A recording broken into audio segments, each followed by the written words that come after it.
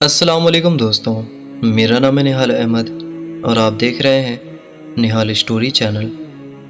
حضرت صالح علیہ السلام اللہ کی جانب سے بھیجے ہوئے نبی تھے۔ آپ علیہ السلام قوم سمود کی طرف بھیجے گئے۔ آپ علیہ السلام نیک کاموں کی طرف بلاتے اور برے کاموں سے روکتے تھے۔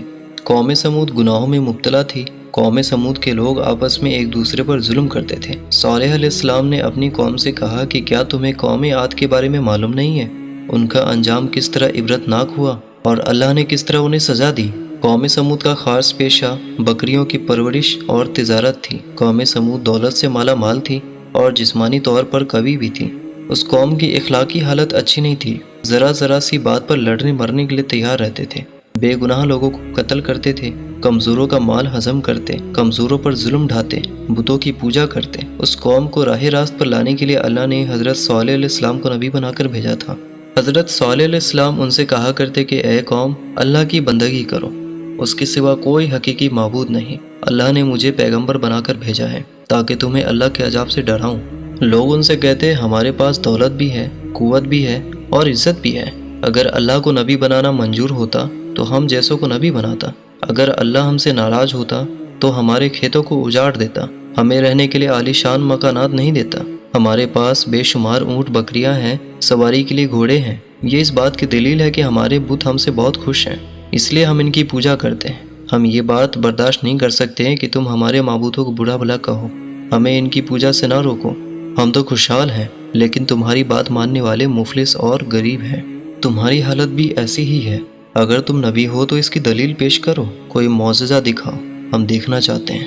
حضرت صالح علیہ السلام ان کی اس قسم کی باتوں پر کہتے کہ تم ہی بتاؤ تم کیا معجزہ دیکھنا چاہتے ہو۔ پھر کافر آپس میں مشورہ کرنے لگے کہ ان سے کس قسم کا معجزہ طلب کرنا چاہیے۔ پھر سب نے اتفاق رائے سے کہا کہ تم ان پتھروں سے ایک اونٹنی پیدا کرو، اور اونٹنی بھی ایسی ہو کہ وہ ساتھ بچہ بھی دے اور ہم اس کا دودھ بھی پئیں۔ حضرت صالح علیہ السلام نے اللہ سے دعا کی، جلد ہی دعا قبول ہو گئی۔ پتھروں کے اندر سے ایک اونٹنی نمودار ہوئی۔ اونٹنی بہت خوبصورت تھی۔ اونٹنی کے ظاہر ہونے کے بعد ہی اس جگہ گھاس اگ گئی اور ایک پانی کا چشمہ بھی جاری ہو گیا۔ اونٹنی نے گھاس کھائی، چشمہ سے پانی پیا، اسی ساتھ کے اندر بچہ بھی جنا۔ اونٹنی دودھ بھی دینے لگی۔ کافروں نے جو معجزہ طلب کیا تھا وہ سب پورا ہوا۔ پھر حضرت صالح علیہ السلام نے اپنی قوم سے کہا کہ تم لوگ جو چاہتے تھے اللہ نے پورا کر دکھایا، کیا تم اب بھی اپنی ضد پر اڑے رہو گے؟ کافروں نے کہا کہ ہم ایمان نہیں لائیں گے، نہ آپ کی باتوں پر عمل کریں گے۔ کافر اونٹنی کو تنگ کرنے لگے۔ اونٹنی جب پیاس سے تڑپتی اور کنویں کے پاس جاتی تو اسے پانی نہیں پینے دیتے۔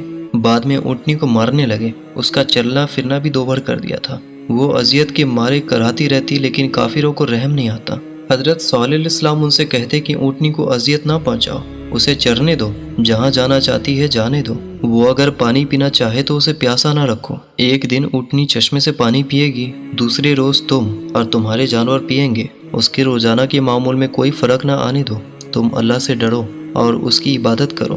تم جو کچھ کھاتے پیتے ہو وہ سب کچھ اللہ ہی دیتا ہے، یہ سب کچھ اسی کا کرم ہے۔ تمہارے بت تمہارے کوئی کام نہیں آتے۔ قوم سمود باز نہ آئی، نہ حضرت صالح علیہ السلام کی باتوں پر عمل کیا۔ ایک روز اچانک حضرت صالح علیہ السلام کی اونٹنی کو قتل کر دیا گیا۔ قتل کی خبر جب آپ علیہ السلام کو ملی تو آپ علیہ السلام صدمہ سے نڈھال ہو گئے۔ آپ علیہ السلام کی آنکھوں سے آنسو جاری ہو گئے۔ پھر آپ علیہ السلام نے اپنی قوم سے فرمایا، ان قریب تم پر اللہ کا عذاب آنے والا ہے، تم اس عذاب سے نہ بچ سکو گے۔ اس کے بعد ہی آسمان پر بادل گرجنے لگے، پھر بجلی چمکی، اس کڑک اور گرج کی آواز سے پوری قوم ہلاک ہو گئی۔ جو لوگ آپ علیہ السلام پر ایمان لائے تھے اللہ نے انہیں بچا لیا۔ جو لوگ اس تباہی سے بچ گئے وہ عرب کے مختلف علاقوں میں آباد ہو گئے۔